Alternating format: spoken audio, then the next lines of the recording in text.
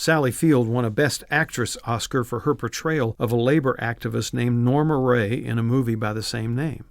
Norma Ray, somewhat based on a true story, depicted a woman trying to help unionize the textile factory where she worked. In the process, she defined the norms of her times in ways that earned her scorn and placed her in danger. Yet the inconvenient reality was that she didn't care about the scorn or danger. She cared about fairness in the workplace. She cared about proper pay and treatment for workers. And she didn't care if she made others uncomfortable in the pursuit of her goals. Now, as we rewind back to Luke 7, we discover a woman who is centuries ahead of her time. This sinful woman is going to rattle the masculine cage of every man in that room, apart from Jesus himself. She's going to accomplish her purpose for coming, and if that makes people uncomfortable, their angst will not deter her in the slightest.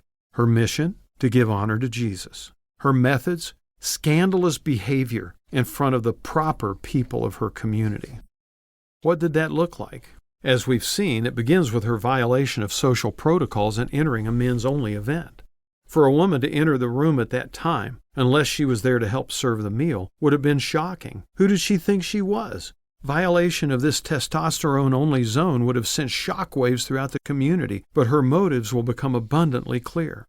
Her presence in the room has virtually nothing to do with who she is, and everything to do with who Jesus is, for He is why she came. As the crowd of men watch in stunned silence, she locates Jesus, who, like the other invited guests, is reclining at the table, the normal posture for dining in first-century Israel. Finding Jesus in this position, however, perfectly accommodates her intentions. She comes behind Jesus and does three things, seemingly in one movement. She anoints Jesus with the highly valuable perfume she has carried into this tense space. She weeps so profusely that she is able to wash the Master's feet with her tears, and in a massive social error, she lets her hair down in public and uses her hair, which 1 Corinthians 11:15 describes as a woman's glory, to wipe and dry Jesus' feet. The men, represented by Simon's private thoughts, weigh this heavily. Simon said to himself in verse 39, "If this man were a prophet, he would know who and what sort of person this woman is who is touching him, that she is a sinner." Simon's private musings range in two directions. To Simon, not only does this woman prove who or what she is by the shameful way she is behaving, but she may also be simultaneously proving who Jesus isn't. Jesus has been proclaimed a prophet, but a real prophet would know better. A real prophet would condemn her actions. A real prophet would hold the line of religious righteousness.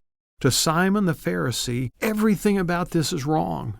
To the men around the table, everything about this is wrong. To the watching members of the community, everything about this is wrong. And the woman doesn't care. To her, scandalous though it may seem, everything about this is right, and what will arguably shock Simon most is that Jesus seems to agree with her.